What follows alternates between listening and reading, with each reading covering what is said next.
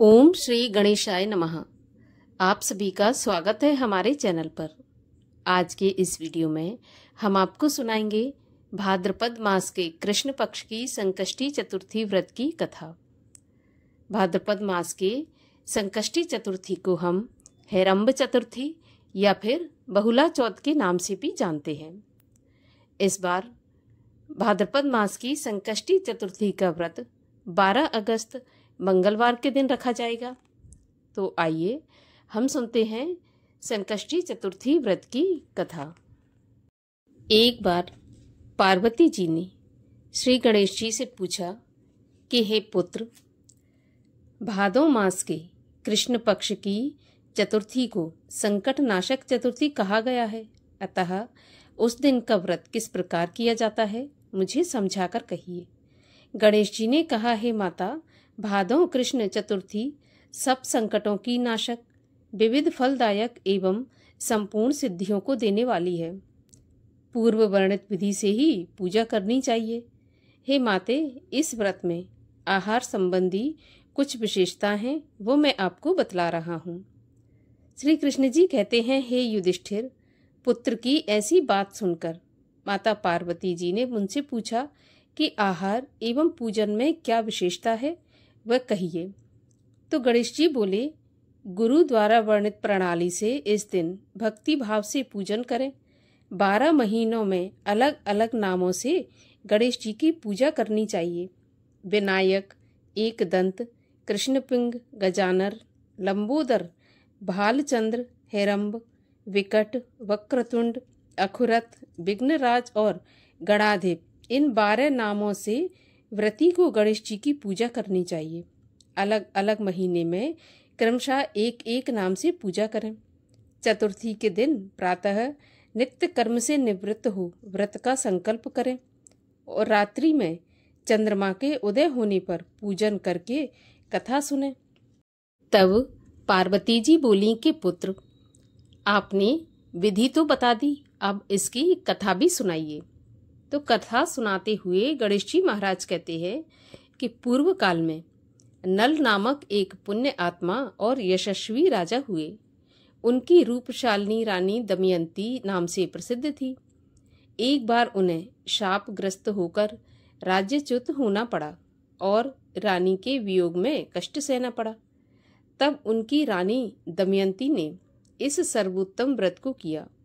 पार्वती जी ने पूछा, हे पुत्र, दमयंती ने किस विधि से इस व्रत को किया और किस प्रकार व्रत के प्रभाव से 7 महीने के अंदर ही उन्हें अपने पति से मिलने का संयोग प्राप्त हुआ। इन सब बातों को आप बताइए। श्री कृष्ण जी कहते हैं, युधिष्ठिर, पार्वती जी के ऐसा पूछने पर बुद्धि के भंडार गणेश जी ने जैसा उत्तर दिया वो मैं आपको बताता हूँ, सो आप ध्यान पूर्वक सुनिए। गणेश जी कहते हैं, हे माता, राजा नल को बड़ी बड़ी आपदाओं का सामना करना पड़ा। हाथी खाने से हाथी और घुड़साल से घोड़ों का अपहरण हो गया। डाकुओं ने राजकोष लूट लिया और अग्नि की ज्वालाओं में घिरकर उनका माल भस्मासात हो गया। राज्य को नष्ट करने वाले मंत्री लोगों ने भी साथ छोड़ दिया। राजा जुए में सर्वस्व गंवा बैठे।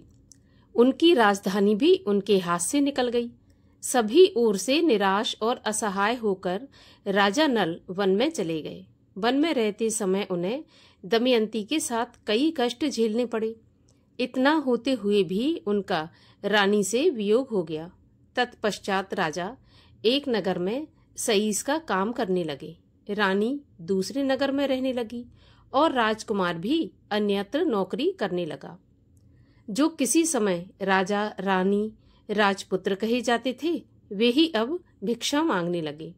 विभिन्न रोगों से पीड़ित होकर एक दूसरे से अलग होकर कर्मफल को भोगते हुए दिन बिताने लगे।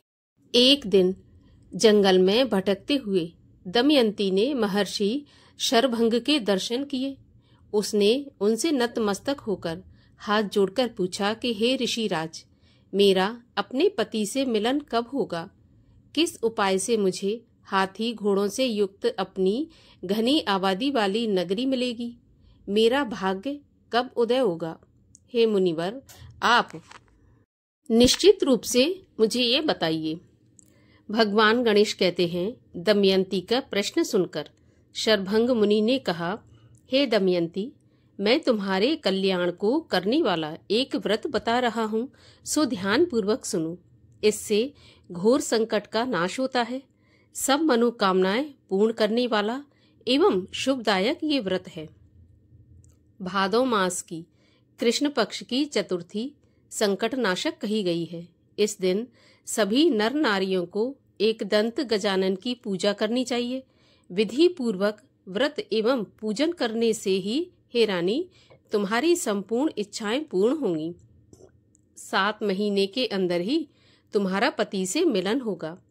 ये बात मैं निश्चय पूर्वक कहता हूँ। गणेश जी कहते हैं, शरभंग मुनि का ऐसा उपदेश सुनकर दमयंती ने भादौ मास की संकट नाशनी चतुर्थी का व्रत प्रारंभ और तभी से बराबर प्रति मास गणेश जी का पूजन करने लगी। 7 ही महीने में हे राजन, इस उत्तम व्रत को करने से उसे पति, राज्य, पुत्र और पूर्वकालीन वैभव आदि की प्राप्ति हुई। भगवान कृष्ण कहते हैं, हे प्रथा पुत्र युधिष्ठिर, इसी तरह इस व्रत को करने से आपको भी राज्य की प्राप्ति होगी और आपके सभी शत्रुओं का नाश होगा, यह निश्चित है। हे राजन, इस प्रकार मैंने सभी व्रतों में उत्तम व्रत का वर्णन किया है। यह सब कष्टों का नाश करता हुआ आपके भाग्य की वृद्धि करेगा। इस प्रकार से भगवान श्री कृष्ण ने युधिष्ठिर को संकष्टी गणेश चतुर्थी का व्रत एवं महात्म समझाया। और आइए अब करते हैं भगवान श्री गणेश जी की आरती। जय गणेश जय गणेश जय गणेश देवा, माता जाकी पार्वती पिता महादेवा। एक दंत दयावंत चार भुजाधारी, मस्तक सिंदूर सोहे मूस की सवारी। पान चढ़े फूल चढ़े और चढ़े मेवा, लड्डुओं का भोग लगे संत करे सेवा। जय गणेश जय गणेश जय गणेश देवा, माता जाकी पार्वती पिता महादेवा। अंधन को आँख देत कोढ़िन को काया, बांझन को पुत्र देत निर्धन को माया। सूर श्याम शरण आए सफल कीज सेवा, माता जाकी पार्वती पिता महादेवा। दीनन की लाज रखो शंभु सुत बारी, कामना को पूरा करो जाऊं बलिहारी।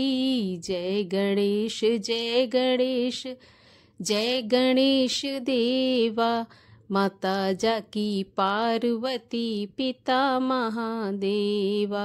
जय गणेश जय गणेश जय गणेश देवा, माता जाकी पार्वती पिता महादेवा। बोलिए गणेश जी महाराज की जय।